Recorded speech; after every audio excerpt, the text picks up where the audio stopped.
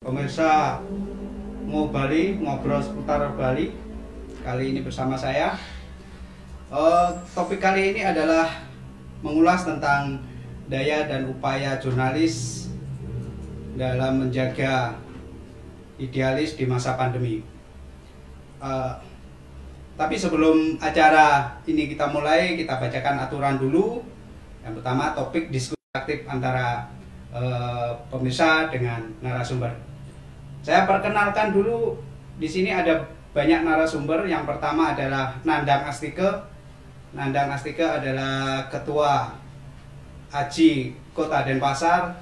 Kemudian ada Sirtu, Ketua Aji Kupang, Ketua Aji Mataram. Sorry, saya ralat.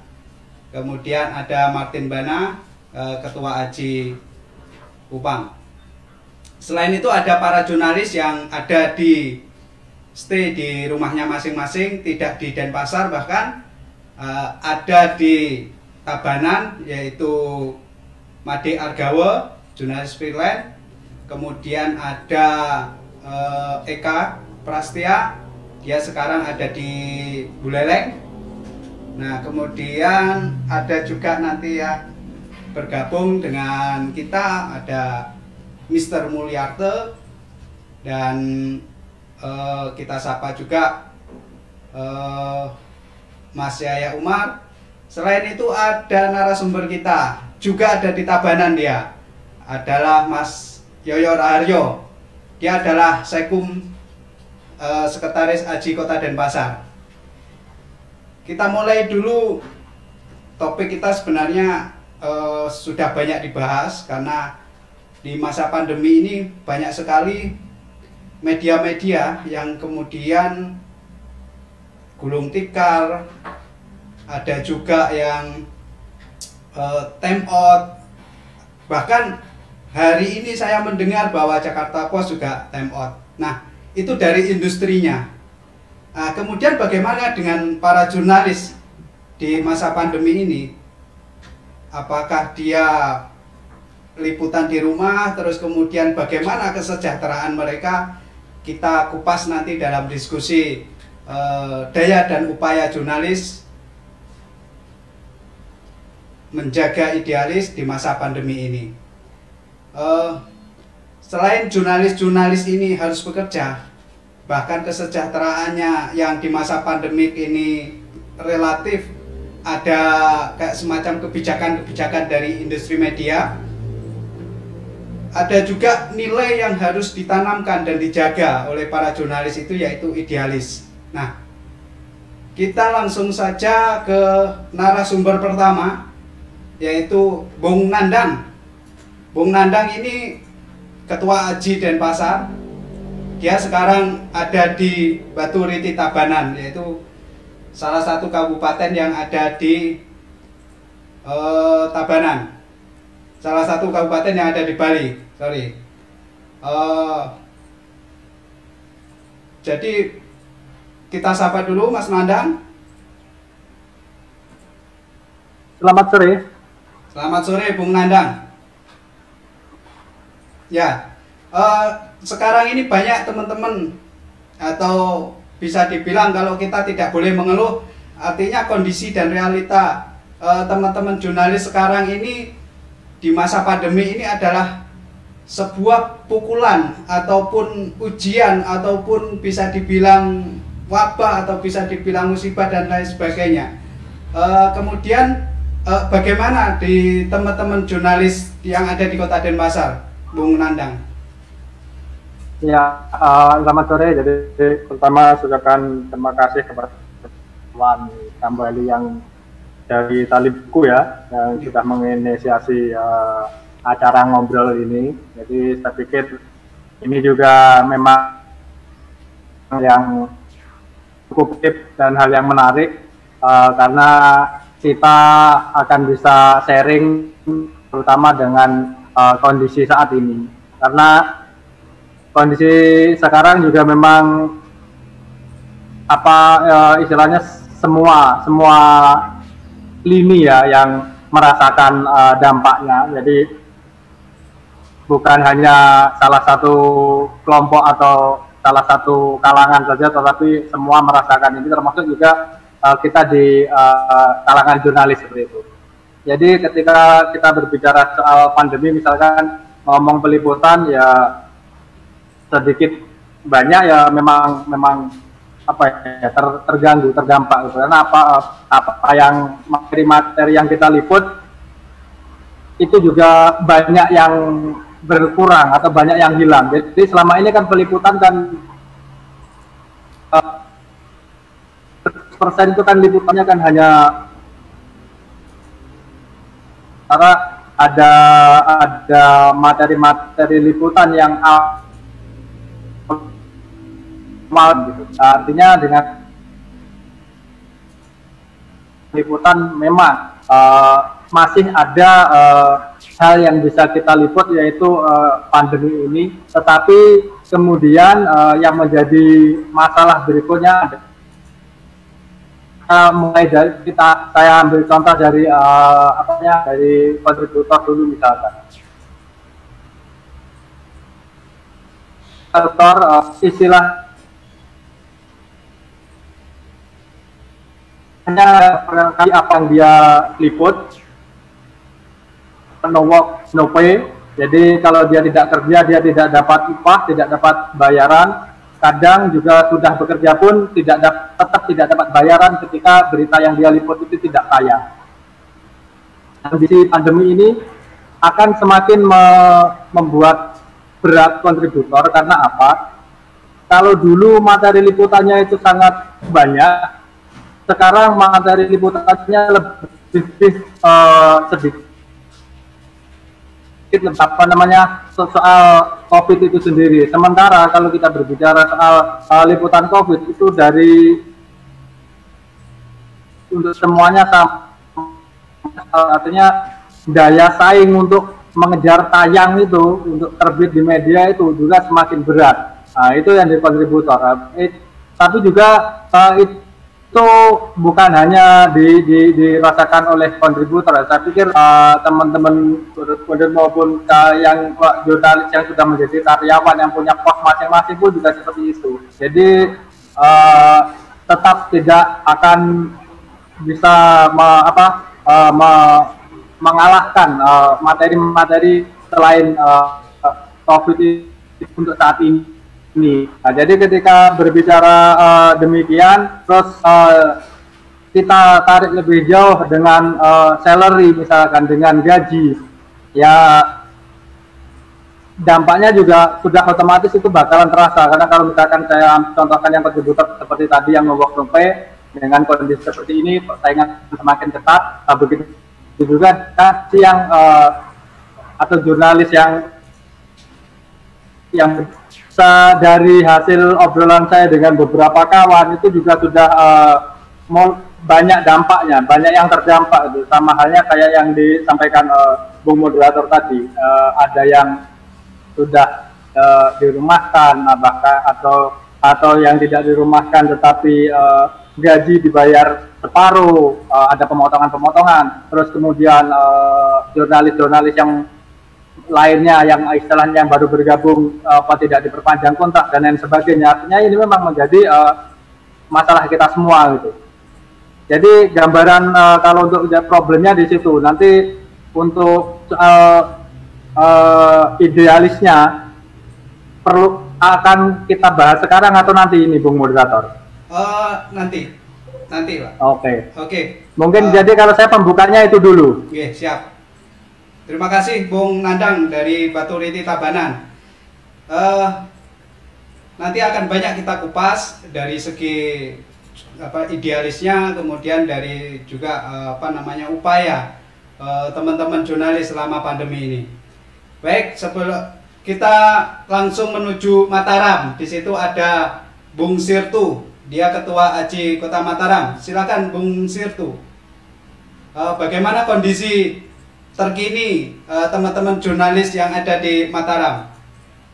Halo, assalamualaikum warahmatullahi wabarakatuh. Waalaikumsalam. Terima kasih Bang Ali dan teman-teman di AJI Denpasar serta penyelenggara diskusi ini, Bung Bali ya. Sorry. Eh, ya, tema diskusi yang menarik sekali tentang bagaimana menjaga idealisme wartawan dan media di tengah pandemi COVID ini. Kita tahu bersama bahwa kondisi saat ini sangat berat. Itu tidak bisa, bukan berat lagi, tapi sangat berat. Bagi kita di jurnalis, itu baik bagi perusahaan pers, dari sisi industri maupun dari kita sebagai jurnalis. Mungkin kondisi kita sama ya. Kalau se-Indonesia itu sama. Jadi wartawan, perusahaan pers itu mengalami situasi yang cukup dilematis saat ini.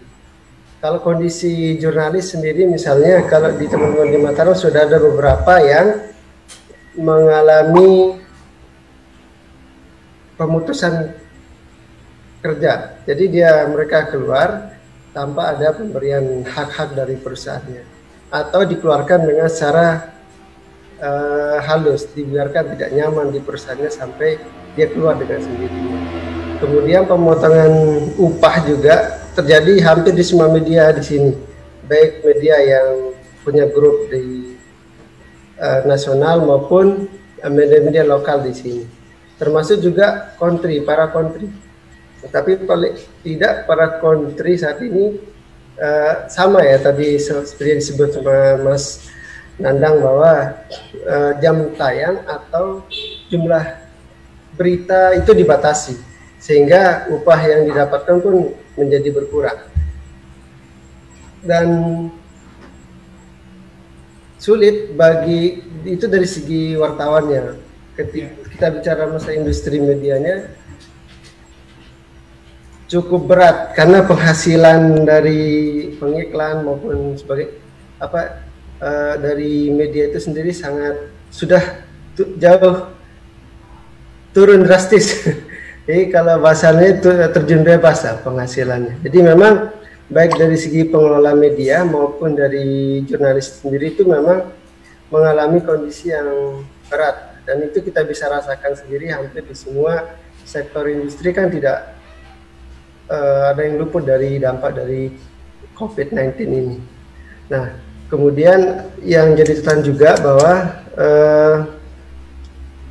cara-cara survive itu sekarang atau nanti, Bang? Nanti, Bang. Nanti ya. Ya. Ya, jadi pada dasarnya kondisinya sama di Bali. Kalau dihitung itu sampai berapa, Bang? Indonesia mungkin sama.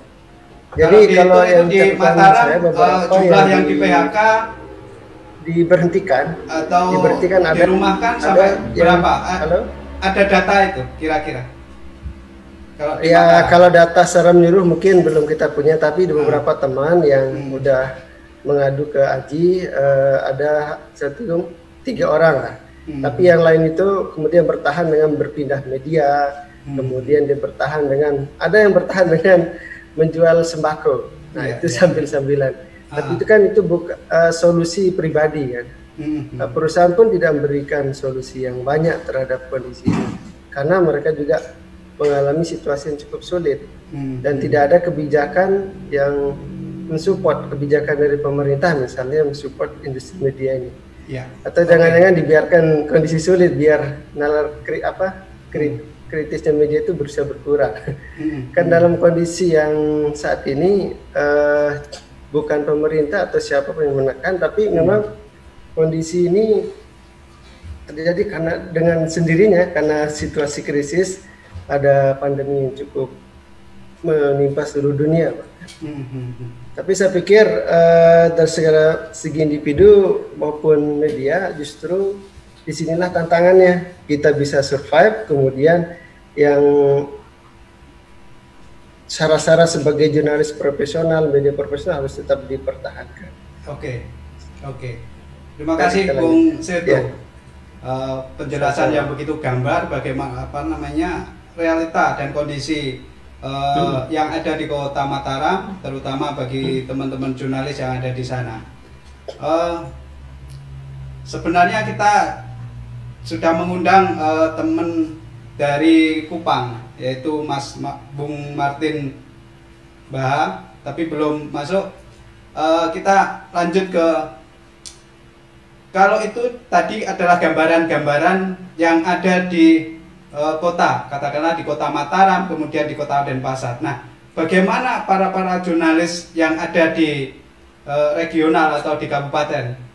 Kita sapa dulu Bung Eka, dia berada di Buleleng.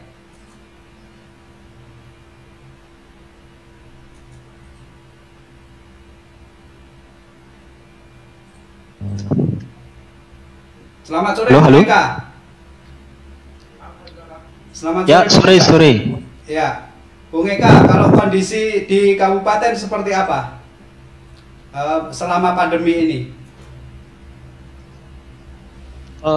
Kalau di Buleleng sih ya, teman-teman sekarang sudah sejak 2 bulan terakhir membatasi aktivitas liputan. Maksudnya karena memang agenda juga tidak ada, banyak kegiatan-kegiatan yang ditunda, jadi lebih banyak lakukan aktivitas peliputan dari rumah saja. Kalau toh mungkin ada yang keluar, mungkin ya hanya sebatas sampai di instansi saja. Misalnya kalau ada kegiatan di Polres, hanya sampai di Polres. Ada kegiatan di instansi pemerintahan, hanya sampai di sana saja. Ya sebatas itu saja sih. Dan juga sekarang kalau sudah 2 bulan terakhir ini selama masa pandemi juga kan teman-teman lebih banyak mendapat update perkembangan COVID itu lewat Zoom meeting. Itu juga secara berkala disampaikan setiap harinya. Jadi ya memang lebih banyak aktivitas di rumah aja. Kalau kondisi dari teman-teman secara kesejahteraan kalau di regional, di kabupaten seperti apa, Bung Eka? Kalau kesejahteraan sih belum ada yang cerita ya, tapi beberapa teman memang sekarang mulai membatasi konsumsi, termasuk saya sendiri di rumah juga membatasi konsumsi. Artinya dalam kondisi seperti ini lebih baik nabung lah. Kalau dulu kan mungkin saya seminggu sekali, sebulan sekali itu ngajak anak jalan-jalan kemana gitu. Sekarang sudah 3 bulan inilah saya nggak pernah keluar kabupaten gitu. Kalau tidak salah kondisi di Buleleng itu banyak kontri ya, Bung Eka? Ada beberapa kontri, ada juga yang punya media sendiri sih. Jadi bisa dijelaskan bahwa status dari wartawan itu ada yang kontri dan kemudian ada yang karyawan tetap. Jadi kalau kontri itu adalah kesejahteraannya dari karya masing-masing mereka.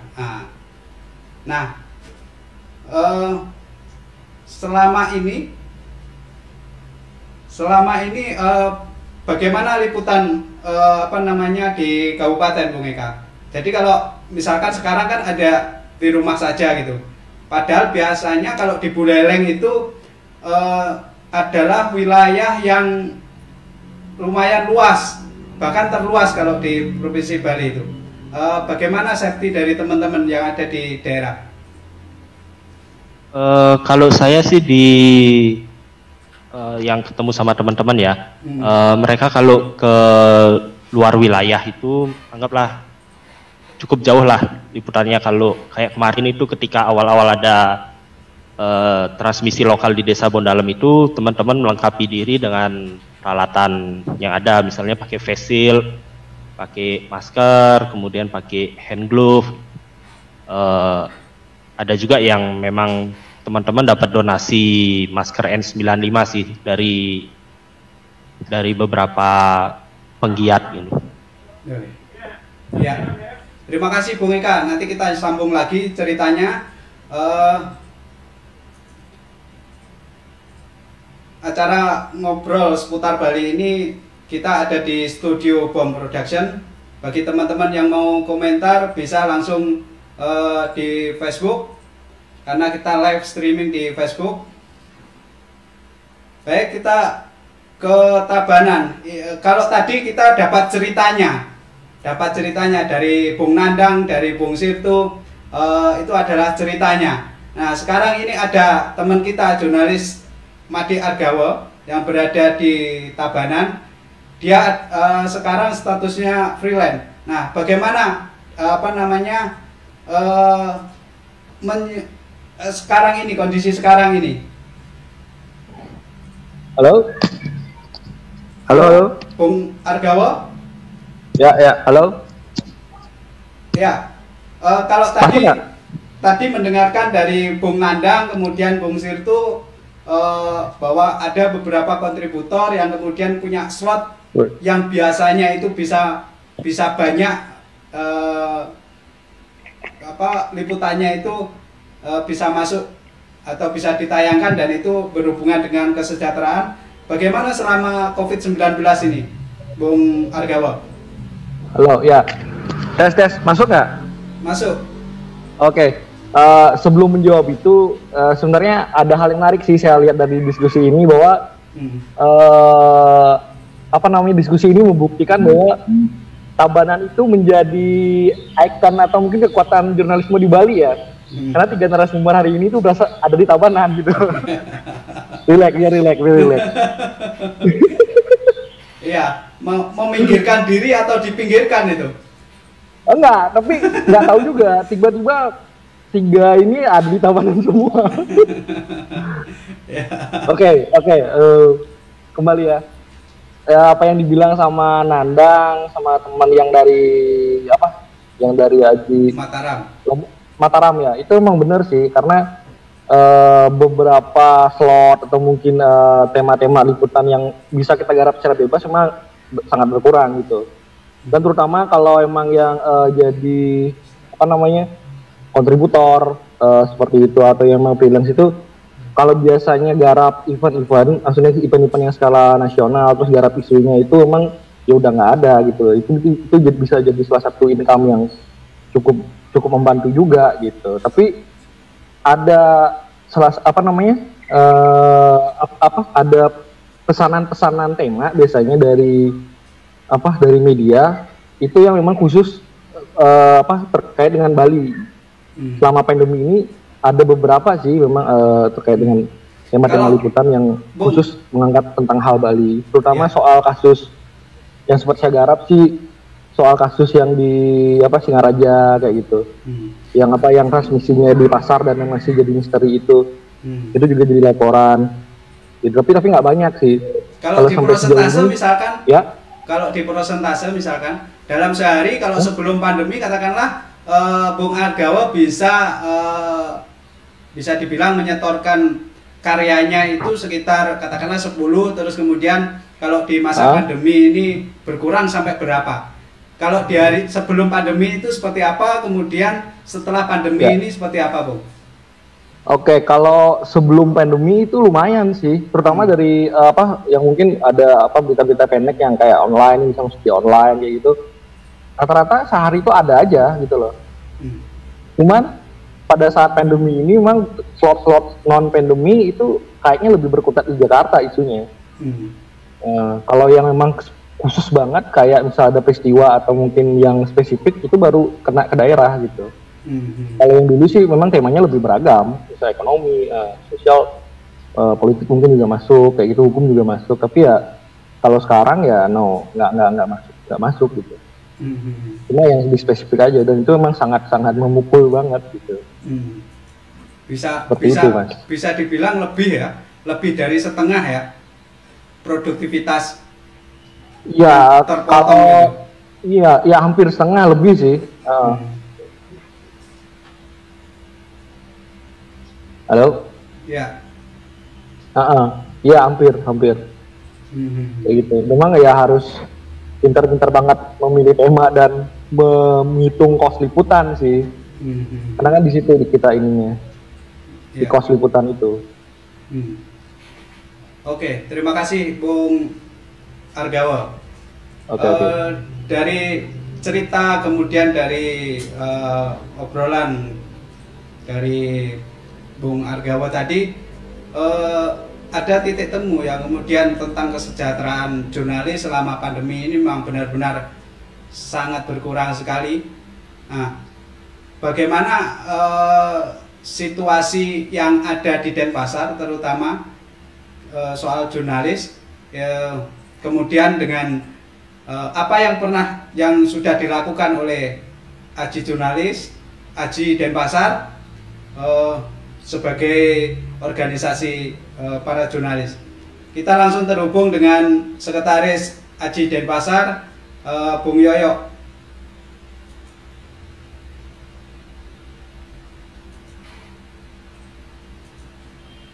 Pesannya Yoyo.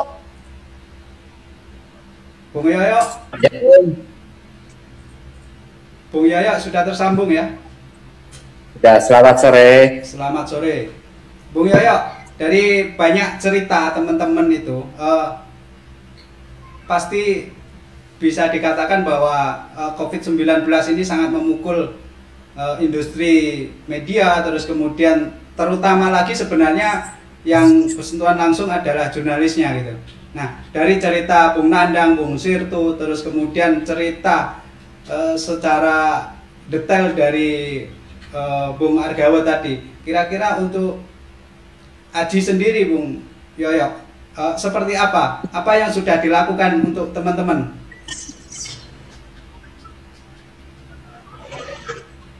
Ya, selamat sore kawan-kawan semua. Ya, kalau untuk di Aji secara nasional, kalau untuk media sebenarnya kan memang ada banyak biaya-biaya atau beban yang ditanggung oleh media ya. Jadi ini bicara soal dapur media, dari soal biaya operasionalnya maupun pajak-pajak gitu.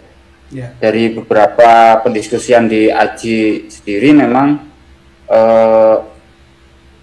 mendorong adanya ampunan atau insentif ya dari pemerintah, misalkan pemotongan pajak, PPN, PPH misalnya seperti itu. Terus mendorong BPJS oleh rakyat untuk pengurangan-pengurangan yang bisa dilakukan di pemerintah pusat. Cuman persoalannya ternyata itu juga belum cukup kalau saya lihat. Maka perlu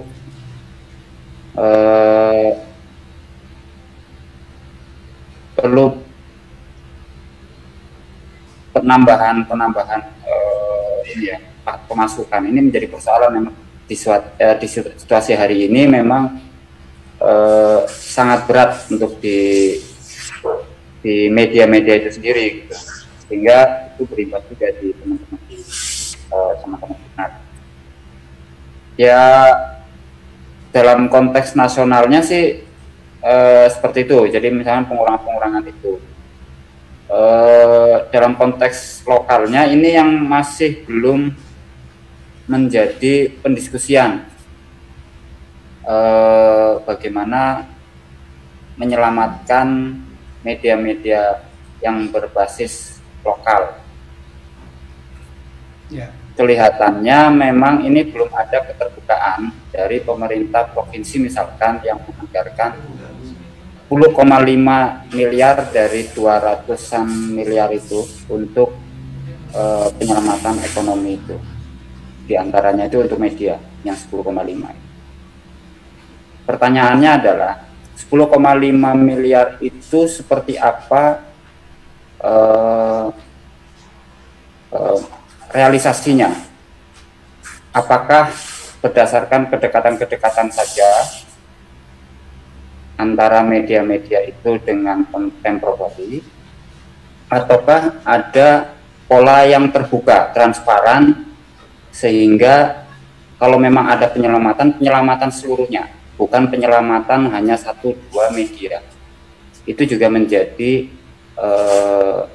perlu menjadi pendiskusian kita. Karena jujur, kalau untuk hari ini, untuk Bali ini paling berat dibandingkan ekonomi nasional ya.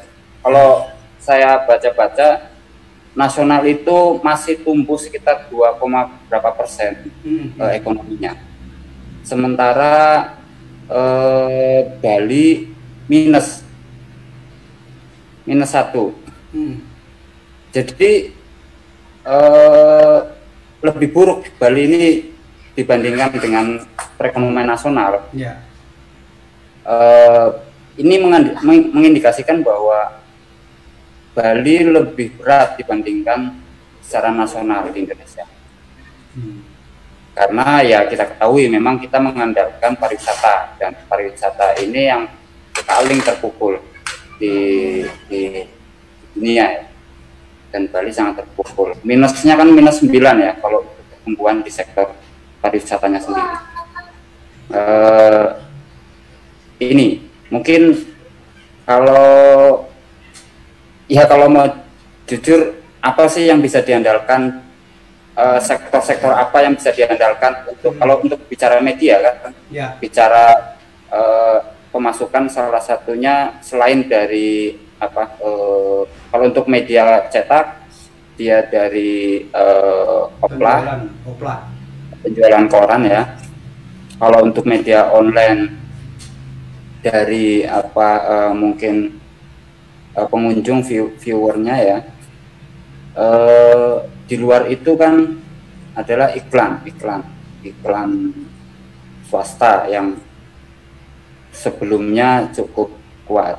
Sementara dalam situasi hari ini swasta juga sangat terpukul, sehingga ya bisa kita pastikan lah belanja iklan itu akan dikurangi. Kalaupun ada usaha-usaha yang masih bisa bertahan di situasi ini, kemungkinan besar mereka juga menahan dananya untuk membelanjakan iklannya itu. Nah, jadi ini berat banget. Jadi memang kalau mau jujur ya, dana dari pemerintah itu sangat membantu kalau memang ukurannya adalah bahwa media harus tetap ada dalam situasi ini. Kalau itu tidak dana dari pemerintah itu tidak ada ya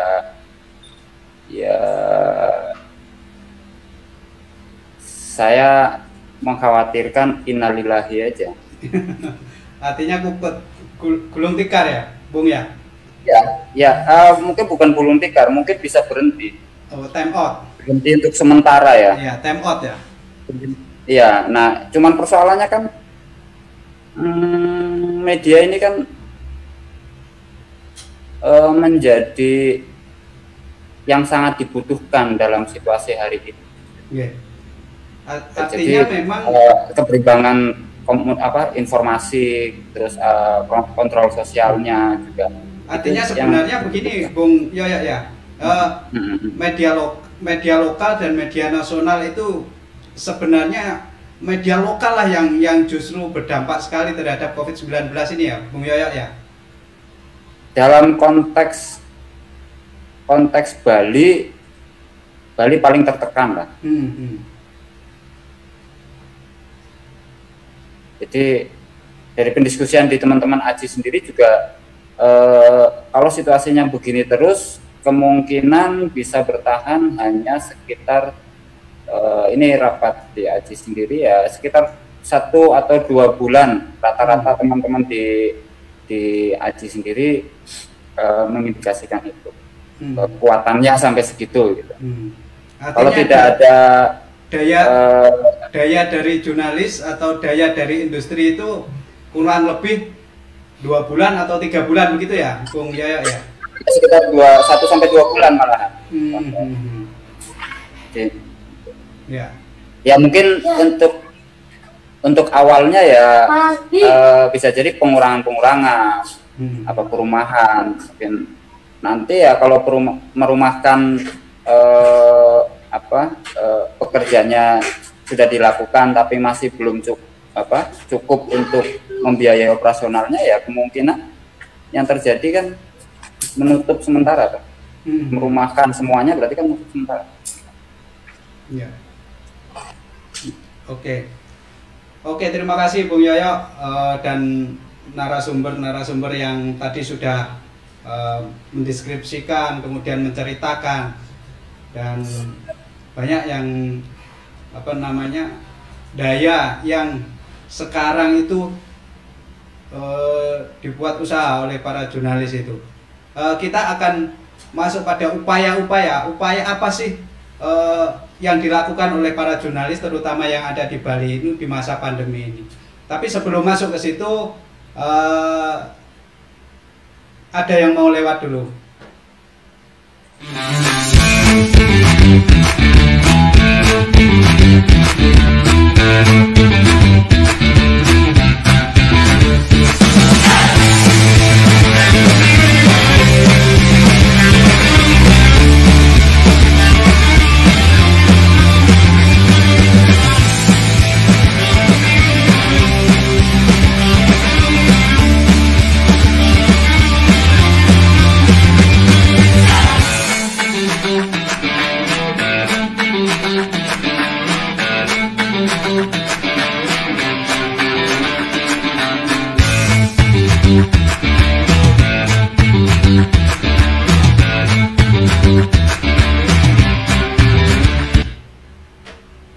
Terima kasih Mas Pras dan Mas Kus dari BOM Production.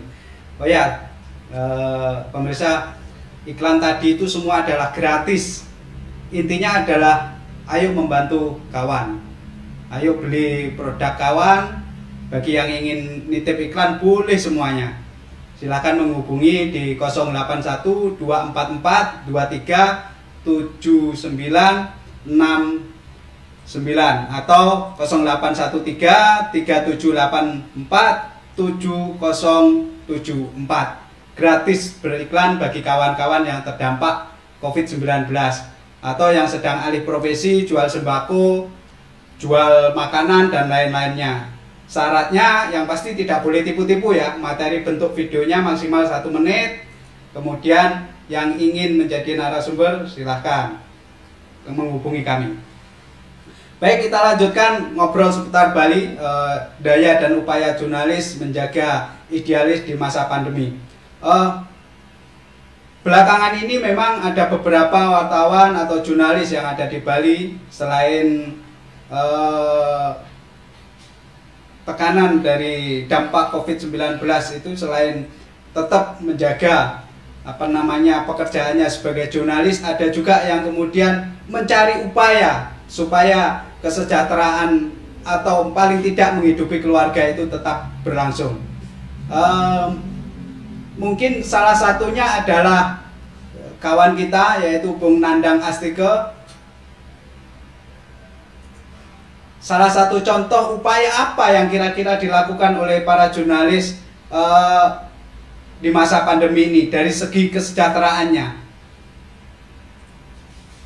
Ya, kemarin kita dari Aji Denpasar, kemudian dengan IJTI, terus dari Agama juga kita sempat berkolaborasi untuk membuat peliputan terkait dampak dari pandemi COVID-19 ini. Jadi berbagai hal ya yang sekiranya ini menjadi materi peliputan yang menarik, itu kita garap secara bersama-sama gitu. Jadi semisal ketika itu ada sebenarnya mempunyai cerita yang bagus itu tetapi tidak tayang di medianya, itu nanti difasilitasi, misalkan kayak saya kontributor televisi, ketika berita itu bagus tapi tidak bisa tayang di televisi saya yang ketika saya kirim, itu bisa ditayangkan di YouTube seperti itu. Terus kemudian dengan kawan-kawan yang lain dari cetak maupun online gitu. Jadi memang tapi lebih difokuskan soal materi pemberitaannya itu yang mengajarkan bahwa semangat harus bangkit itu, move on untuk menghadapi COVID ini seperti itu. Itu dari organisasi yang sudah kita lakukan, dan kita melibatkan beberapa teman, kita sudah siap juga. Jadi siapapun yang tertarik untuk itu ya monggo untuk bergabung gitu. Terus kemudian ini juga ada hal yang menarik sih dari beberapa beberapa kawan juga, ya saya sendiri juga ikut di itu juga sih. Secara individu atau secara pribadi, seperti yang disampaikan oleh Bung Sirtu tadi juga, kalau di Mataram katanya ada yang jualan sembako seperti itu. Kalau di sini juga banyak kawan-kawan yang memulai itu untuk berniaga gitu. Jadi melakukan jualan secara online. Banyak hal yang bisa dilakukan, bisa yang dijual. Kalau saya mau sampaikan nggak enak, nanti saya dikira mau iklan di sini. Kalau iklan nanti saya khusus mau daftar dulu ke Bom Production. Mungkin bisa jadi segmen tersendiri nanti. Iya. Jadi tapi ya itu misalkan kayak apa ya, yang karena gini, ketika berbicara soal pandemi ini sebenarnya kalau yang sudah dilakukan sama pemerintah itu sejauh ini yang diberikan ini kan hanya bantuan berupa beras, minyak goreng ataupun mie instan gitu. Tetapi sebenarnya kan ya itu tidak salah, tetapi bagi saya melihatnya itu ya hanya obat sesaat seperti itu. Ya seharusnya yang dilakukan kan bagaimana caranya, ya ini bukan hanya untuk mengeringkan saja orang yang basah, tetapi memang bisa memberikan suasana yang sejuk gitu. Bukan hanya kering gitu, tapi sejuk dan enak, fresh gitu. Jadi kalau mau memberikan bantuan seperti itu, seharusnya kalau dari pemerintahnya ya seharusnya yang didorong itu adalah bagaimana pemerintah berani memberikan teguran kepada perusahaan media ketika melakukan hal kesewenang-wenangan terhadap jurnalis yang terdampak ini gitu. Jadi kalau sebatas memberikan bantuan ya mohon maaf, bukan berarti sombong ya. Kalau menurut saya untuk saat ini sekali lagi untuk saat ini belum ada yang belum ada yang sangat membutuhkan bantuan beras dan minyak itu loh. Dari pemerintah memberikan kepada masing-masing jurnalisnya gitu. Karena untuk saat ini saya pikir ya kita semua masih bisa bertahan kalau hanya untuk sekedar memberikan beras, minyak goreng, mie instan itu kan hanya kebutuhan makan. Sementara kalau kebutuhan makan menurut saya sekali lagi saat ini semuanya masih bisa dalam tanda kutip kalau hanya untuk kebutuhan makan. Tetapi yang menjadi poin adalah ini bukan hanya sekedar kebutuhan makan, tetapi kebutuhan kehidupan, kebutuhan hidup yang jangka panjang seperti itu, yang jauh seperti itu. Jadi ketika mau membahas bantuannya ya ini bantuan jangka panjang, karena ya harus ya mau nggak mau ya kita harus fair. Jadi kalau mau membantu ya jangan karena si A ini wartawan kita bantu, atau karena si A ini wartawan jadi harus mendapat bantuan. Ya bukan semata-mata di situ, bukan berarti wartawan tidak butuh bantuan, tidak. Nah tetapi ya itu tadi loh. Jadi kalau mau membantu jangan membantu dari karena dia wartawannya gitu, tapi karena memang ya yang namanya bantuan ya siapa yang dia memerlukan bantuan ya memang selayaknya harus kita bantu. Tapi sekali lagi saya itu tadi ini bukan hanya sekedar membantu memberikan makan, tetapi bagaimana membantu menjaga atau memberikan kehidupan itu. Karena ya kita ambil contoh misalkan bagi jurnalis yang sudah berkeluarga ini kan bukan hanya untuk kebutuhan makan, tetapi kebutuhan kehidupan dia sehari-hari bersama keluarganya, termasuk urusan anak sekolah, termasuk listrik dan lain sebagainya. Nah, apalagi dengan kondisi semuanya yang work from home, belajar di rumah, ibadah di rumah, otomatis kebutuhan listrik, kuota dan lain sebagainya itu meningkat. Terus ya sorry ini agak langsung panjang saja ya. Kalau kita juga terus kemudian berbicara soal new normal life misalkan, new normal life yang mau dimaksud itu juga seperti apa gitu. Apakah kita juga sebagai jurnalis menganggap new normal life itu hanya menyepakati bahwa dengan cara pakai masker dan cuci tangan kemudian new normal life itu bisa selesai dan bisa kita jalankan gitu. Atau kalau misalkan peliputan hanya juga dengan memakai masker dan lain sebagainya, tetapi kemudian tetap masih diminta bahwa kita harus bekerja dari rumah gitu. Kalau bekerja dari rumah berarti otomatis segala aktivitasnya lebih dominan di rumah. Itu bukan hanya semata-mata memakai masker gitu. Jadi kalau kita disuruh bekerja di rumah, tetapi kemudian pendapatan atau salary dari berita itu berkurang, ya kita juga agak repot. Bekerja dari rumah membutuhkan kuota yang lebih banyak, tetapi secara finansial dari perusahaan itu tidak didukung secara memadai. Terus kemudian ketika perusahaan tidak mendukung secara memadai, pemerintah pun tidak bisa memberikan teguran itu kepada perusahaan. Ya, ini yang menurut saya akan menjadi masalah seperti itu. Jadi bukan, sekali lagi saya ulangi, bukan berarti kemudian cara membantunya pemerintah itu dengan memberikan beras kepada wartawannya itu sendiri seperti itu. Artinya bantuan itu bukan berupa beras dan lain sebagainya, tapi pada lebih jangka panjangnya itu dari. Kemudian ada upaya-upaya yang kemudian diceritakan dari Bung Nandang tadi, ada beberapa teman yang kemudian bisa dibilang sambilan untuk berniaga. Untuk lebih jelasnya lagi mungkin kondisi ini juga ada di Mataram mungkin. Bung Situ masih gabung?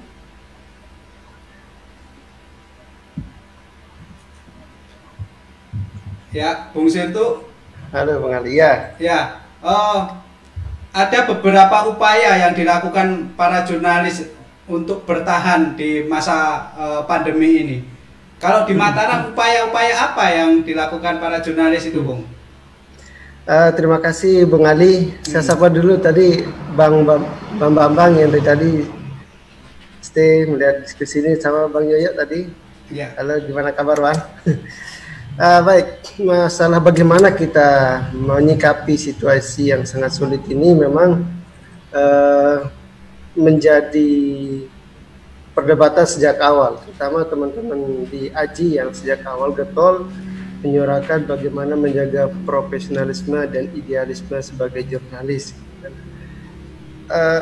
Kalau sebenarnya ngomong klise, itu ibaratnya situasi pandemi ini menjadi batu ujian, kalau saya ibaratkan ujian keimanan. Jadi disinilah sebenarnya idealisme jurnalis sedang betul-betul diuji. Kalau di era sebelumnya mungkin idealisme dipertahankan dengan cobaan rezim, misalnya di Orde Baru menekan pers. Kalau kemudian ancaman kekerasan, kalau sekarang ini ancaman perut. Dan ketika kita AJI ingin bersuara lantang, di Mataram ada sebuah tradisi yang sering kita lakukan setiap Lebaran, yakni mengeluarkan surat edaran kepada seperti yang dilakukan Dewan Pers untuk tidak memberikan wartawan THR misalnya. Nah, dengan situasi yang cukup sulit kemarin, kita memilih tidak mengeluarkan surat itu. Kenapa? Apakah ini berarti AJI membolehkan? Tidak, bukan seperti itu. Tapi kita mencoba membaca psikologi kawan-kawan aja gitu. Tapi secara personal kita terus sosialisasi kepada semua OPD untuk tidak melakukan hal memberikan THR di hari Lebaran itu. Kemudian banyak pemberian sembako oleh organisasi pemerintah, BUMN, BUMD maupun pemerintah daerah kepada jurnalis, termasuk Humas di Pemprov NTB sendiri kemarin menawarkan untuk JPS, jaringan pengaman sosial khusus bagi wartawan, dan AJI langsung bersurat dan menolak itu dengan tegas. Meskipun kondisi kita memang cukup parah, tapi insya Allah masih bisa makan lah. Jadi istilahnya kita bisa sebenarnya menjaga tetap idealisme jurnalis ini di tengah pandemi ini, masih bisa, tergantung kuatnya iman kita. Nah, kalau dalam keyakinan saya sendiri sebagai muslim, ketika ujian tambah besar, maka derajatnya akan diangkat. Sedikit klise dengan dunia nyata, tapi inilah yang dibutuhkan sebenarnya. Di luar seperti yang bilang tadi Mas Nandang bahwa ada usaha-usaha, ya, tapi sebenarnya ada pendekatan lain yang harus terjaga. Ini ya idealisme itu sendiri secara ideologis maupun secara keyakinan dan semangat. Dan salah satu caranya itu ya dengan membangun komunikasi dengan sama teman-teman wartawan, khususnya anggota AJI ya. Kita terus menyapa misalnya di Lombok Timur bagaimana kondisinya, di Bima, Nah itu paling tidak memberi semacam spirit lah untuk tetap jangan sampai situasi ini bikin kita larut kemudian menggadaikan idealisme. Ya. Dan apalagi dengan kondisi di lokal ya, di NTB media-media lokal kan kita bergantung cukup besar pada sektor belanja iklan pemerintah sama partai politik. Itu terjadi di NTB juga kan. Dan ketika pandemi ini kan anggaran dipangkas semua. Ya. Dan kondisinya misalnya belanja iklan di semua OPD misalnya menjadi selama ini jadi sumber lah dari iklan-iklan yang ada di media itu dipangkas, bahkan misalnya udah tayang itu tapi anggarannya dialihkan semua. Ya. Dan itu cukup berat. Nah, bagaimana menyikapinya sebagai jurnalis ya tetap kita bekerja profesional, sikap idealisme tidak usah goyah misalnya, karena memang disinilah kita pertaruhan tetap, karena memang ketika program-program pemerintah dalam penanganan pandemi COVID ini juga butuh pengawalan dari teman-teman jurnalis, media, supaya tidak salah sasaran gitu. Ya. Nah, bagaimana ini yang pentingnya kenapa idealisme itu tetap dibutuhkan dan independensi media itu tetap dibutuhkan. Ya, karena memang untuk mengatasi pandemi ini dibutuhkan juga peran aktif media untuk mengkritisi, memberikan masukan dan kebijakan. Karena kalau tidak, itu banyak sekali miss dan kesalahan pengelolaan anggaran. Itu praktik yang saya lakukan sama teman-teman di sini juga mengawal. Misal saya di media lokal di Lombok Posnya itu terus mengawal anggaran-anggaran yang dikulik-kulik itu justru sangat rentan ketika situasi bencana seperti saat ini. Nah, di sanalah dibutuhkan jurnalis baik sebagai individu maupun sebagai instansi media itu dibutuhkan independensinya. Dan nah itu memang kalau secara personal, secara pribadi mungkin masih bisa kuat karena mungkin ada teman diskusi di Ajit, ada teman saling menguatkan. Nah, kalau di tingkat pengelola media ini memang cukup berat karena mereka ini selama dapur media itu selama sumber pendapatan utamanya ada di pemerintah, dan ketika pemerintah sedikit memotong istilahnya iklan-iklan yang akan ditayangkan di media itu cukup berpengaruh. Dan kalau di Bali sama NTB Lombok itu cukup hampir sama lah, sektor utama jasa pariwisata kan. Jadi pariwisata yang paling terdampak dengan adanya pandemi ini. Hotel, industri pariwisata itu pada tutup semua. Jadi mau beralih ke menggarap sektor lain misalnya dari si iklan itu sangat sulit. Mereka juga dalam sama-sama krisisnya. Artinya pertama tadi cara menjaganya itu yang saya bilang tadi ya, memperkuat silaturahim. Itu secara klise lah. Memperkuat pertemuan, saling memperkuat persatuan lah di antara teman-teman jurnalis. Yang kedua tetap bersikap independen terhadap pemerintah meskipun secara tetap saling membutuhkan itu di bagian misalnya untuk pengiklanan, tapi harus tetap kritis media di situ. Caranya ya tetap pemberitaan terus tetap jalan mengkritisi, jangan sampai salah sasaran. Yang ketiga ya tadi ada usaha-usaha pribadi. Oke lah, itu bersifat pribadi ya. Jadi sangat bisa dilakukan, tapi itu mungkin jangka panjang khusus dalam konteks media sebagai jurnalis di industri media itu memang agak susah sih. Misal lah dia jual baju, ada yang jual sembako, itu memang sangat membantu. Dan di sanalah seperti yang dilakukan di Boom Production ini, mengiklankan usaha teman-teman, termasuk Mas Nandang kalau mau promosi silahkan aja di sini. Tidak usah malu-malu. Saya pikir karena ini dibutuhkan, kita harus memperkuat persaudaraan lah di sini. Dan untuk menghadapi krisis ini saya mau kasih solusi apa? Hampir saya nggak berani kasih solusi seperti apa. Tapi yang penting perkuat iman saja lah. Solusi secara praktisnya mungkin sangat berat dan itu butuh kebijakan dari pusat sampai pemerintah daerah. di pusat apa udah dilakukan kajian oleh teman-teman di AJI, GTI sampai Dewan Pers. Itu ada beberapa poin rekomendasi. Saya pikir di daerah juga itu harus dijalankan karena tidak bisa kemudian menyerahkan kepada individu-individu untuk menjual sembako. Itu agak susah juga, itu agak susah diterapkan dalam praktik. Untuk misalnya ada pekerja media harus dia pengen jiwanya tetap di jurnalis itu, tapi harus untuk menjual sembako itu pasti akan cukup terganggu. Tapi itu paling tidak solusi untuk sementara. Jadi saya pikir misalnya dari diskusi ini juga harus ada semacam ada poin-poin yang bisa ditelurkan untuk bagaimana menjaga supaya industri dan pekerja media ini bisa tetap selamat lah dari pandemi ini, karena kita juga bagian rakyat tanpa menggadaikan idealisme dan independensi media itu sendiri.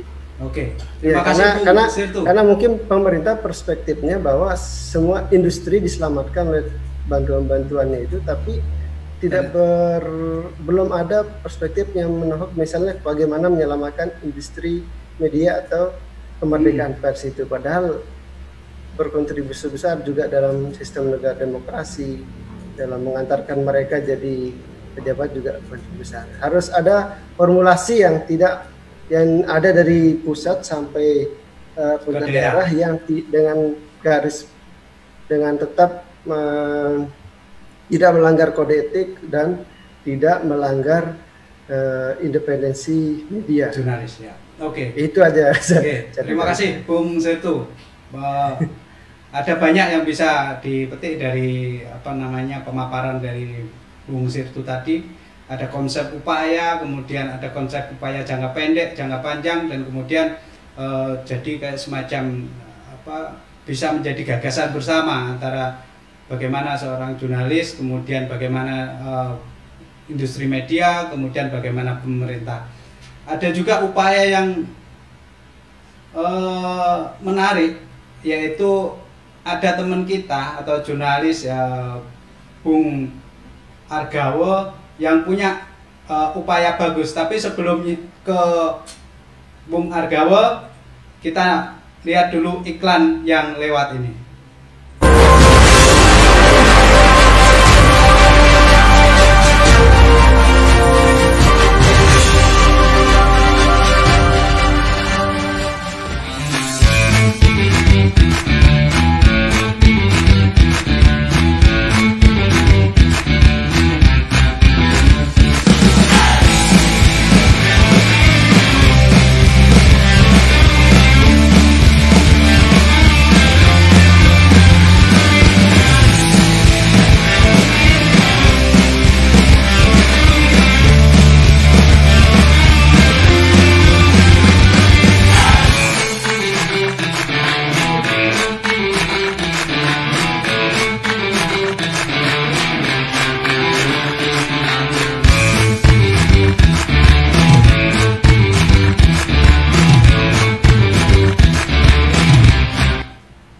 Terima kasih Mas Pras dan Mas Kus dari BOM Production.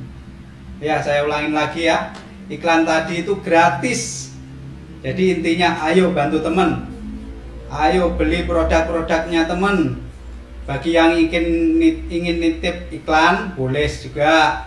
Silakan menghubungi 0812 4423 7989 atau 813 3784 7074. Jadi gratis beriklan bagi kawan-kawan yang terdampak COVID-19 yang sedang beralih profesi atau mungkin punya sambilan jualan sembako, jualan makanan dan lain-lain. Silahkan beriklan di sini. Baik, ngobrol seputar Bali atau Ngobali kita lanjutkan. Lagi topik kali ini adalah daya dan upaya jurnalis menjaga idealis di masa pandemi. Kita langsung ke Tabanan, ada upaya menarik tadi dari Bung Argawo. Dalam upayanya di tengah pandemi dia meluncurkan film dokumenter. Kira-kira upaya apa itu, Bung Argawo? Halo, ya, tes. Ya. Masuk. Ya. Oke. Sebenarnya sih kalau dibilang itu hanya ini aja, menangkap realita aja, maksudnya untuk halo ya. Ya. Menangkap realita aja di tengah pandemi kan, kerja jurnalistik itu jadi makin berat gitu. Sementara mungkin publik juga nggak luput ya dari perhatian itu, karena seperti yang dibilang Mas Yoyo tadi, ya jurnalistik atau wartawan itu perlu, media itu perlu untuk sebagai penyeimbang gitu. Artinya film ini pun sebenarnya dari story yang sederhana gitu, dari bagaimana sih wartawan TV, wartawan foto sama wartawan cetak atau online itu bekerja gitu. Karena saya masih yakin sih, karena tidak semua publik tahu bagaimana sih wartawan itu bekerja gitu. Dan ketika publik itu tahu bagaimana wartawan itu bekerja, risiko apa yang mereka hadapi, kepedulian publik terhadap dunia jurnalistik itu akan jadi makin bertambah ya gitu. Karena ya kita ketahui bersama, karena sampai halo.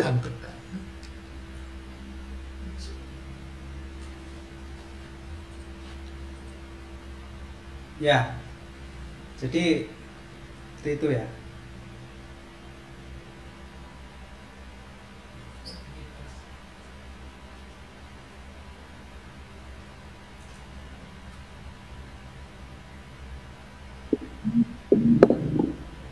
Ya.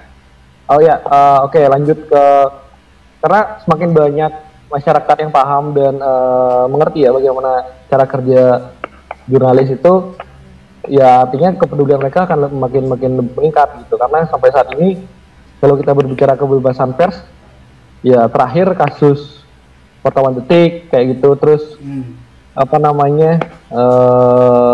kasus salah satu teman saya di Kalimantan, di Ananta juga, meskipun di Dewan Pers sudah sudah diberikan jalan ya, maksudnya ada hak jawab dari pihak, saya sebut aja itu yang membuat berita itu, sebut merek ya, Kumparan, tapi tetap juga masuk ke ranah hukum gitu. Dan sampai saat ini informasi yang saya dengar, di Ananta ini masih ditahan gitu, bahwa kerja kita itu saya potong Bung. Jadi film dokumenter itu sebagai upaya untuk menggambarkan bagaimana kerja jurnalis selama COVID-19 ya, Iya, masyarakat besarnya itu kan hampir dari tiga tokoh yang wawancara ini, karakter ini memang mengatakan memang mereka takut gitu. Di satu sisi memang ketika turun ke lapangan itu mereka was-was, takut. Ketika ada sesuatu di diri mereka sendiri, misalkan ada gangguan kesehatan, ya orientasinya sudah ke COVID gitu. Dan itu saya sendiri juga mengalami gitu, karena kadang-kala harus turun ke lapangan juga gitu. Dan sampai saat ini setahu saya persoalan kesehatan di jurnalis ini masih minim ya, terutama soal visi pendampingan secara psikologis, terkait juga dengan pemeriksaan kesehatan, itu setahu saya sih belum ada gitu. Dan itu juga cukup penting gitu. Dan dari film ini sebenarnya hanya menggambarkan satu sisi aja, bagaimana mereka bekerja dan tantangan apa yang mereka hadapi gitu. Oke, terima kasih Bung Argawo. Jadi upaya adalah bagaimana penggambaran. Kita ada tamu kayaknya ya. Jadi ada tamu, dulu adalah jurnalis yang sangat senior atau yang sangat ya bisa dibilang malah melintang di berbagai media, yaitu Bung Nengah Mulyarto. Apakah masih terhubung dengan kita, Bung Mulyarto? Ya, masih Bos. Iya. Saya mau klarifikasi sebentar ini. Sekarang masih di dunia jurnalis atau bagaimana ini, Bung? Aktivitas masih banyak di jurnalistik, tapi mungkin kegiatan di lapangan yang agak terbatas. Kalau sebelumnya saya lebih banyak ke lapangan, karena memang tuntutan untuk mencari informasi di lapangan itu lebih tinggi. saat masih di VOA sama KBR 68 itu kan memang tuntutan untuk audio itu cukup tinggi. Namun ketika sudah ke online, ada banyak strategi yang bisa dilakukan tanpa harus ke ke lapangan. Dan kalaupun ke lapangan dalam artian sambil gitu, bukan hanya benar-benar satu tujuan untuk hanya liputan gitu. Jadi bisa sambil rekreasi, bisa sambil ngumpul sama teman, atau ya sambil lalu begitulah. Ya. Artinya sekarang katanya lebih ini ya, lebih kepada akademisi ya, Bung ya?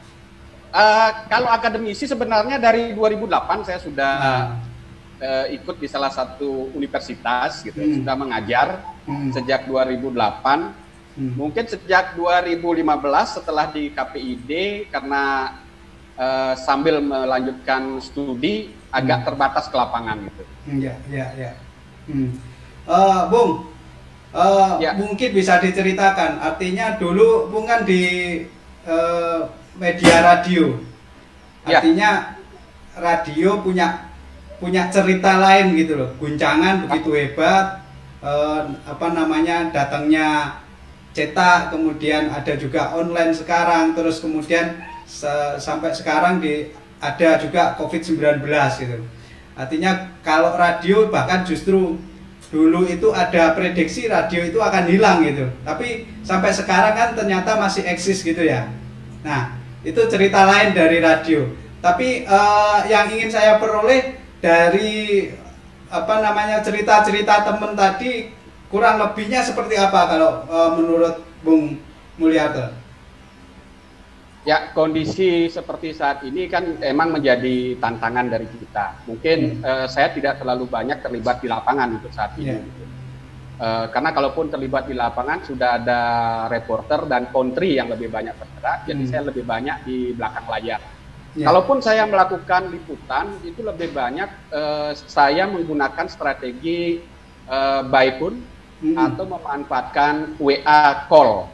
Jadi saya lebih sering sekarang membuat dalam dua versi gitu. Satu saya buat versi online, satu versi saya buat versi audio. Nah, yang audio saya memang khususkan taruh di podcast. Jadi saya buat podcast sendiri, dalam artian itu untuk menjaga kemampuan saya untuk di radio.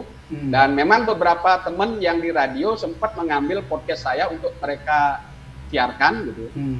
Jadi itu semacam sukarela lah, terserah teman-teman. Itu pun untuk memancing sebenarnya radio bisa mulai berkreasi lagi. Nah, kalau bercerita tentang kondisi saat ini, memang harus diakui semua orang dalam kondisi down. Tetapi sebagai seorang jurnalis kita harus punya kreasi, harus punya strategi. Langkah apa yang harus diambil? Satu sisi liputan tetap berjalan, tetapi dengan biaya yang ringan. Ataupun kalau kita ke lapangan harus diperhitungkan bahwa itu sangat penting sekali dan biayanya harus kita sudah pasti perkirakan gitu. Kalau memang tidak perlu verifikasi dan hanya perlu konfirmasi, ya cukup melalui WA call ataupun memanfaatkan aplikasi yang lain yang bisa mendukung apa yang ingin kita capai. Kalau audio, ya audio kita utamakan, tapi di luar itu kita bisa manfaatkan. Kalau memang ke lapangan kita harus pastikan bahwa apa yang kita ingin pastikan verifikasi di lapangan itu memang menjadi target utama. Jangan sampai ke lapangan hanya sekedar konfirmasi gitu. Yang kalau kondisi saat ini kan kita hanya dijajali dengan rilis yang dari instansi. Dan teman-teman reporter ataupun jurnalis yang di lapangan kan kalah cepat dengan rilis yang dikirim ke redaksi gitu. Nah, mungkin Beli Gaul merasakan gitu, karena Beli Gaul juga nyambi di tempat saya ini mengelola media, jadi merasakan begitu media yang berita yang dia kirim harus ada nilai lebihnya dibandingkan rilis yang dikirim oleh humas gitu. Nah, kelebihan-kelebihan ini yang bisa menarik daripada redaksi sehingga apa yang disetor oleh country itu bisa naik sehingga menjadi daya tambah ekonomi bagi teman-teman gitu. Kalau nilainya rendah ini kan jadi redaksi, waduh ini nggak bisa dinaikkan gitu. Tapi redaksi juga akan berpikir bahwa dia harus memperhitungkan teman-teman di daerah harus bisa hidup gitu. Dalam kondisi seperti ini juga kan manajemen di media itu pasti akan memperhitungkan operasionalnya, berapa orang yang Ya. bisa memang fokus dan liputannya bernilai gitu. Dan inilah kecerdasan dari teman-teman, kemudian harus melihat apa yang bisa diangkat dan menarik. Nah, kalau di musim COVID seperti gini, saya cenderung menghindari berita yang COVID gitu. Ya. Saya justru mencari isu-isu yang lain. Mungkin teman-teman sempat membaca beberapa berita yang saya buat, mungkin lebih banyak ke akademis gitu. Dari hasil-hasil penelitian, kayak yang terakhir kemarin, bagaimana dampak penyemprotan disinfektan, tetapi hasil kajian dari seorang peneliti gitu. Ya. Jadi itu nilainya beda dengan berita-berita COVID yang sudah tersebar gitu. Orang pun ada yang memang satu sisi sudah bosan dengan berita COVID, tapi satu sisi juga mereka masih mencari untuk sekedar informasi tambahan. Ya. Nah, kembali kepada kita seberapa kreatif kita membuat liputan untuk kemudian bisa menarik daripada media untuk menayangkan. Ya memang untuk beberapa media mereka akan melakukan pengeditan yang cukup besar gitu. Bagaimanapun juga mereka pasti akan memperhitungkan berapa biaya yang mereka keluarkan, berapa mereka akan bisa menghasilkan pendapatan dari iklan yang mereka tarik. Kalau boleh diakui mungkin sekarang, kalau dulu sebelumnya kan bisa dibilang 70-80% iklan yang masuk adalah iklan Pemda gitu. Ya. Kalau sekarang mereka sangat tergantung dari iklan Pemda ini, sangat tergantung sekali gitu. Apalagi kondisi saat ini dari pariwisata tidak ada beriklan, dari industri yang lain juga iklannya juga seperti Bang Yoyo tadi bilang itu ditahan gitu. Ya. Mungkin itu dulu Ya. yang bisa saya share. Ya, terima kasih Bung Mul. Ya. Ada juga teman kita, kalau tidak salah sekarang sudah tidak bekerja lagi di media, ada Bung Yahya Umar, masih tersambung dengan kita. Jadi bisa diceritakan juga.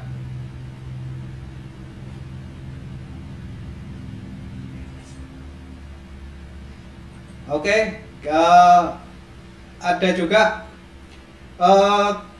dari pemaparan tadi, kira-kira menurut Bung Yoyo seperti apa? Jadi bagaimana menjaga sebuah idealisme di tengah masa pandemi ini?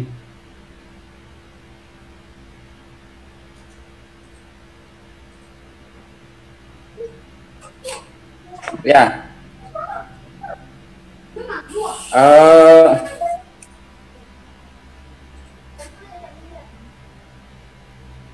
saya sih agak meragukan ya ketika ya untuk bertahan hidup bagus, artinya inisiatif-inisiatif pribadi kawan-kawan untuk bertahan gitu. Tapi itu sangat mengganggu untuk idealismenya. Atau profesionalismenya. Jadi bagaimanapun juga ketika ekonominya terganggu, dia tidak bisa bekerja secara maksimal. Ya. Jadi gangguan-gangguan itu yang sangat berat. Atau misalkan di sebuah media gitu ya, ketika situasi ekonomi perusahaannya agak berat gitu ya, menjaga agar reporternya menghasilkan liputan-liputan yang bagus itu juga nggak mudah.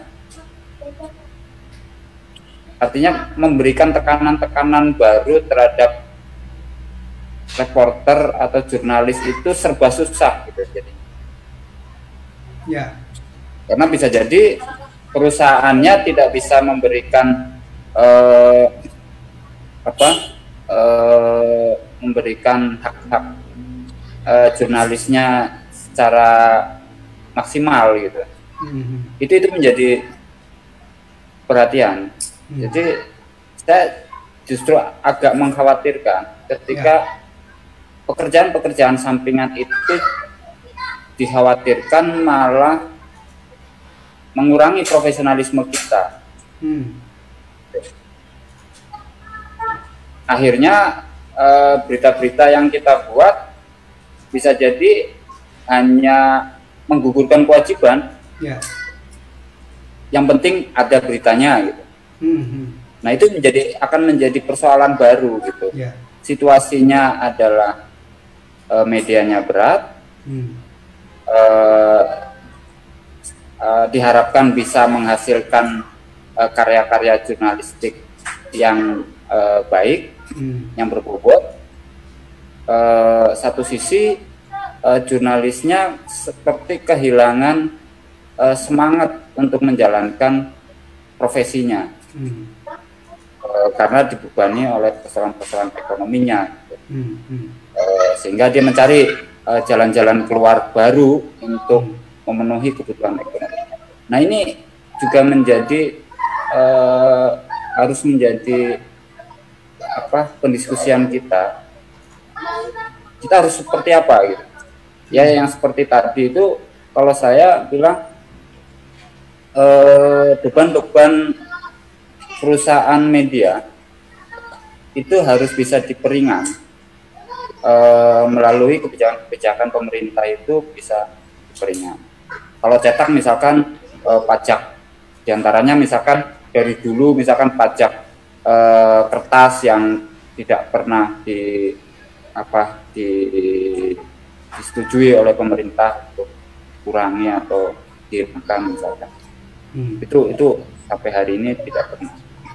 Itu juga bisa untuk mengurangi biaya operasional. Dan pajak-pajak yang lain dalam situasi hari ini ya. Ketika situasinya sudah normal mungkin oke lah. Kembali dibebankan kembali nggak masalah. Bung Yahya, sorry saya potong dulu. Kayaknya Bung Yahya Umar sudah terkoneksi ini dari Buleleng. Bung Yahya sudah terkoneksi ya. Sekarang sepertinya sudah tidak di jurnalistik lagi sepertinya. Apakah itu dampak dari COVID-19 atau bagaimana? Ini harus diklarifikasi ini. Ya, bisa dua-duanya, bisa iya, bisa tidak sebenarnya ya. Iya. Saya memutuskan mengundurkan diri di tempat saya bekerja dulu, karena ada beberapa persoalan di dalam yang mungkin tidak bisa saya ceritakan di sini. Iya.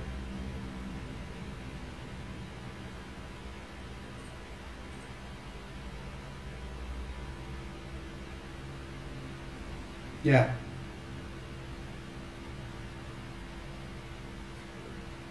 Jadi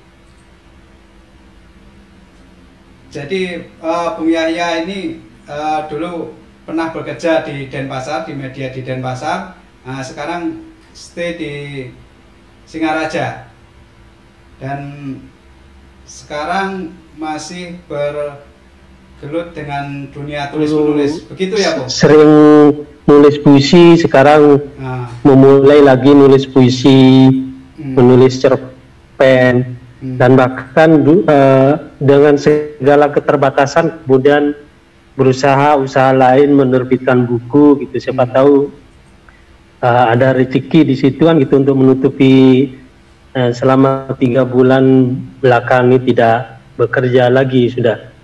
Kemudian tiba-tiba pingin dengan segala keterbatasan, ingin menjual foto-foto, akhirnya latihan foto, latihan bikin video, bikin YouTube, walaupun mungkin hasilnya belum maksimal, tapi minimal ada kegiatan sehingga kita tidak terlalu down banget gitu.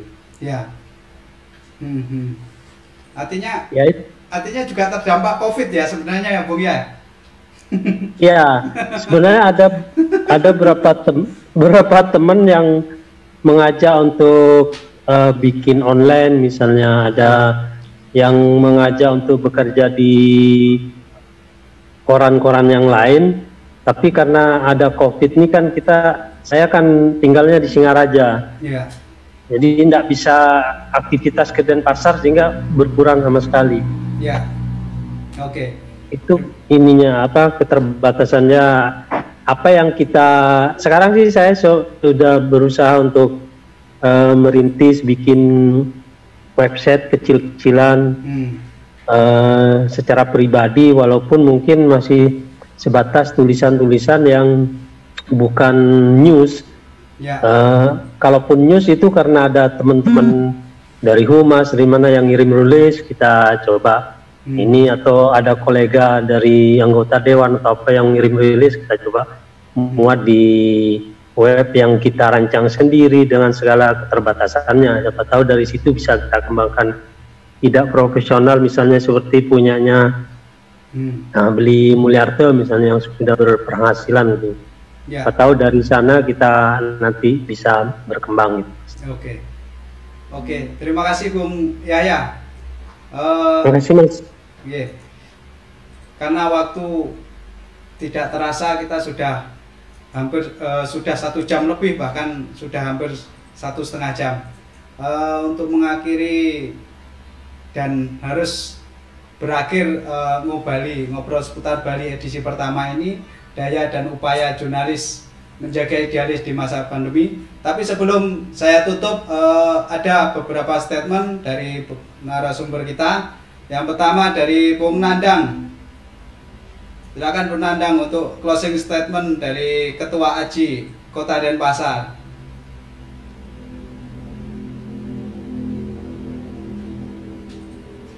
Ya, jadi yang pertama ya kita sama-sama memahami kondisi sekarang ini, tapi kemudian kita juga harus bisa yang tidak kemudian menyampaikan hal-hal yang bisa dikatakan meremehkan gitu. Tetapi yang paling penting dari kita adalah kita harus memang memahami, dan kita juga harus tetap mempertanyakan secara kritis nanti kedepannya bagaimana. Ketika pun kalau pandemi ini dalam tatanannya akan menjadi new normal, kita juga harus kembali mempertanyakan new normalnya itu untuk masyarakat saja. Terus kemudian new normalnya ini seperti apa yang untuk pemerintah. Karena yang mengatur semua ini kan pemerintah, jadi jangan hanya masyarakat yang disuruh patuh melakukan tata kehidupan sehat dengan cara new normal, tapi dari pemerintahnya dalam tanda kutip sering abai dalam beberapa aspek seperti itu. Terus yang untuk yang kawan-kawan jurnalis, kita tetap menjaga idealisme dalam peliputan, artinya apapun itu juga kondisi seperti apa yang terjadi itu harus kita beritakan, bukan berarti kemudian ada bantuan dari salah satu kelompok kemudian kita tidak berani memberitakan hal yang jelek tentang mereka. Karena apa? Sekali lagi kita ini membuat berita bukan hanya untuk sensasi, tapi yang lebih penting adalah kita berani mengkritisi dan berani memberikan kebenaran kepada masyarakat mengenai informasi itu sendiri. Saya pikir itu, Bung Ali. Ya, terima kasih. Lanjut statement dari Bung Sirtu. Bung Sirtu sudah terkendala. Oke. Terima kasih. Closing statement dari Sekretaris AJI Kota Denpasar dari Mas Yoyo.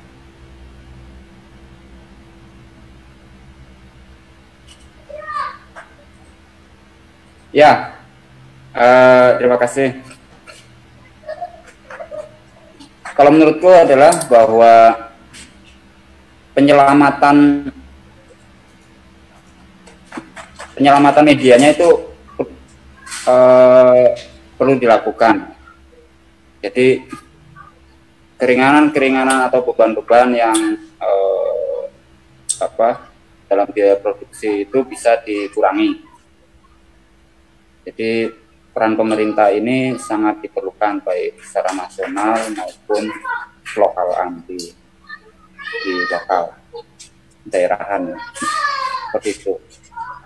Jadi kayak misalnya pajak, terus pajak-pajak untuk yang terkait dengan produksi itu juga terus BPJS dan sebagainya, itu bisa untuk mengurangi beban perusahaan media itu. Karena dampaknya adalah ketika mengurangi itu, maka perusahaannya akan tetap bertahan. Dengan seperti itu, maka masih bisa membuat karya-karya jurnalistik, fungsi medianya masih berjalan. Itu yang pertama. Terus yang untuk kelokalan, kalau untuk di Bali sendiri, kalau menurutku adalah ini yang paling mendesak adalah kayak misalkan di Pemprov itu sendiri ada anggaran untuk penyelamatan media, misalkan itu bisa dibuat setransparan mungkin untuk penyelamatan media itu sendiri.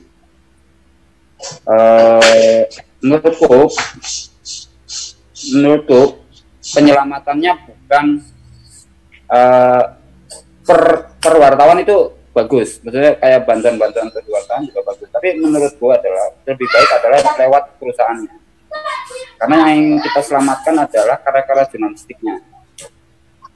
Kalau wartawannya masih bisa hidup dengan usaha-usaha sendiri, tapi kalau medianya tutup, ya percuma juga. Itu maksudku. Artinya karya-karya jurnalistik nggak ada juga. Nah, makanya yang penting adalah bagaimana perusahaannya diselamatkan, ya agar karya-karya jurnalistik bisa tetap ada. Itu. Jadi prinsip untuk yang di Pemprov sendiri itu dibuat setransparan mungkin. Untuk media online seperti apa, media cetak seperti apa, dan lainnya seperti apa, sehingga bisa diselamatkan semuanya. Jangan memandang yang ini kritis, yang ini bisa bekerjasama dengan Pemprov, terus yang bekerjasama dibantu, yang kritis nggak dibantu, ya itu menjadi persoalan juga. Menurutku adalah ini yang kita selamatkan adalah, katanya media itu kan pilar demokrasi, ya. Salah satu pilar yang keempat. Jadi yang kita selamatkan adalah demokrasinya itu sendiri sebetulnya. Ya itu. Terus untuk yang di tingkatan internal di teman-teman media sendiri, ya seperti tadi, saling bantu itu mungkin itu perlu digalakan. Ada kawan-kawan yang mencoba untuk berusaha untuk bertahan, itu bisa saling membantu. Menurutku itu juga perlu, tapi yang prinsip adalah bahwa kerja-kerja profesional sebagai jurnalis tetap bisa dipertahankan. Ya. Mungkin itu ya yang bisa saya sampaikan. Ya. Baik, terima kasih semua para narasumber dan semua pemirsa telah bergabung dalam ngobrol seputar Bali dalam topik daya dan upaya jurnalis menjaga idealis di masa pandemi. Jadi tidak akan saya simpulkan, tapi biarlah para pemirsa yang menyimpulkan. Tapi sebelum saya tutup, kepada kawan-kawan, kepada pemirsa, ya di tengah masa COVID-19 ini jangan lupa pakai masker, kemudian jaga jarak, tetap di rumah saja, jaga kesehatan dan imunitas, kemudian cuci tangan dengan air mengalir, membersihkan tempat-tempat yang sering tersentuh, kemudian jangan lupa berdoa deh, dan tetap semangat dan tetap optimis, serta terus bergerak untuk bertahan. Jangan lupa juga, ayo bantu kawan, ayo beli produk kawan-kawan. Dan terima kasih semua pihak yang telah membantu dan mensupport terselenggaranya dialog virtual ini atau diskusi virtual ini, Ngobali, ngobrol seputar Bali edisi pertama ini. Dan mudah-mudahan bisa berlanjut dan bermanfaat bagi kita semua. Saya Ali dari Mini Studio Boom Production Terima kasih. Selamat petang.